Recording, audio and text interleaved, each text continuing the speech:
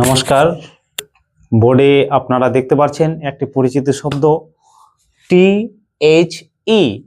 এই যে শব্দটা আছে এই তিনটি বর্ণ টি এইচ ই, এটা আমাদের খুবই পরিচিত বর্ণ শব্দ, কিন্তু আমরা অনেক সময় ভুল উচ্চারণ করি।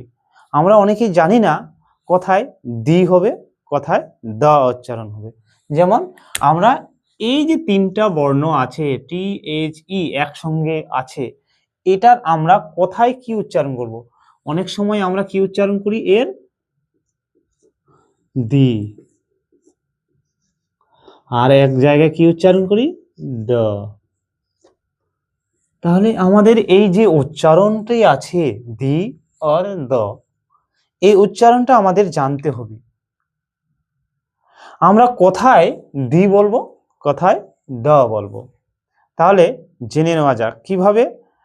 যেসব শব্দ ভাওয়েল দিয়ে শুরু হয়েছে এবং তার আগে এই টি এইচ ই শব্দটি আছে, তাহলে সেখানে আমরা উচ্চারণ করব দি। আর যেসব শব্দের প্রথমে কনসোনেন্ট আছে, তাহলে তার আগে যদি এই টি এইচ ই শব্দটি থাকে, তাহলে আমরা উচ্চারণ করব দ। তাহলে পরিষ্কারভাবে আবার ভালো করে বলছি, শুনে নিন। যদি vowel V O W E L vowel থাকে, কোনো শব্দের প্রথমে যদি ভাওয়েল থাকে, তাহলে ভাওয়েল এর আগে আগে কি উচ্চারণ হবে? ভাওয়েলের আগে দি, টি এইচ ই, এই যে শব্দটি বসলে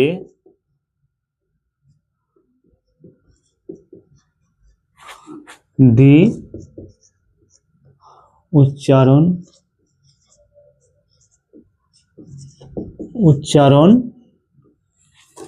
হবে। ঠিক আছে? যদি কোনো শব্দ ভাওয়েল দিয়ে শুরু হয়, তার আগে যদি এই দি টি এইচ ই শব্দটি থাকে, তাহলে তার উচ্চারণ হবে কি? দি উচ্চারণ হবে। এই দি উচ্চারণ হবে।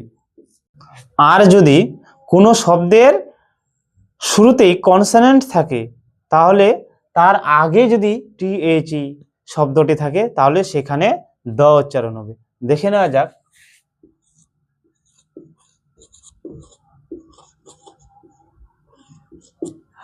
এই যে কনসোনেন্ট আছে, ঠিক আছে, এই কনসোনেন্ট এর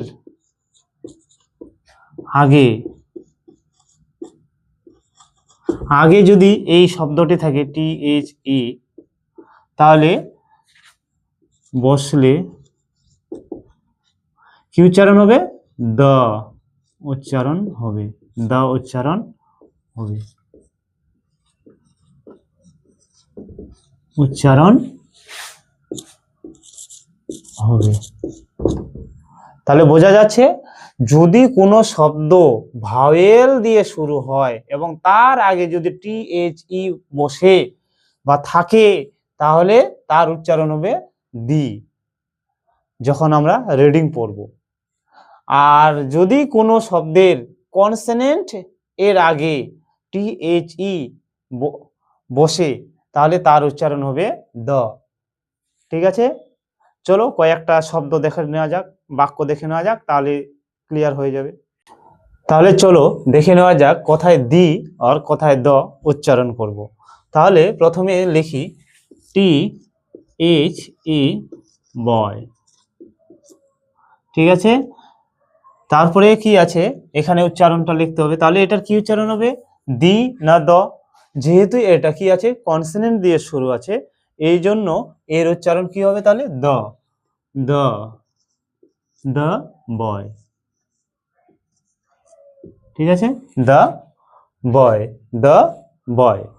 তারপরে আরেকটা দেখে নিই, T H E the elephant, E L E P H A N T. তাহলে কি হবে? এর উচ্চারণ কি হবে? তাহলে দি হবে। কি হবে? দি। কারণ কেন? এই যে শব্দটা শুরু হয়েছে, প্রথমেই কি আছে আমার? ভাওয়েল দিয়ে শুরু হয়েছে, ই ভাওয়েল, তাহলে এর উচ্চারণ হবে দি, দি এলিফ্যান্ট। তাহলে এর উচ্চারণ কি হবে? দি এলিফ্যান্ট।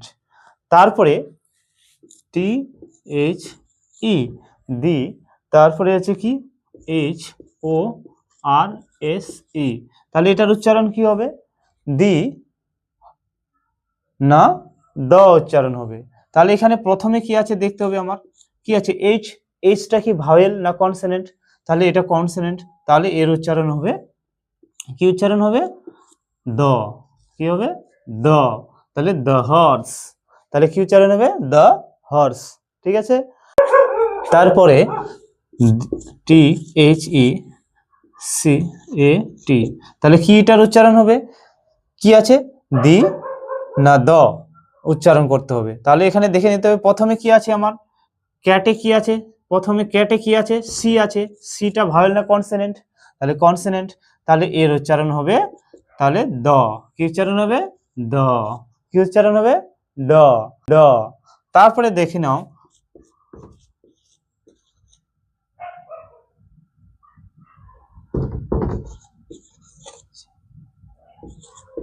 তাহলে কি উচ্চারণ আছে? টি এইচ ই, এর উচ্চারণ কি করব? আগে আমার এখানে দেখতে হবে এঞ্জেল আছে, এঞ্জেলের প্রথমে কি আছে? এ আছে, এটা কি ভাওয়েল? তাহলে আমি এখানে উচ্চারণ করব হচ্ছে দি, দি এঞ্জেল, দি এঞ্জেল। ঠিক আছে। তারপরে আরেকটা দেখে নিই,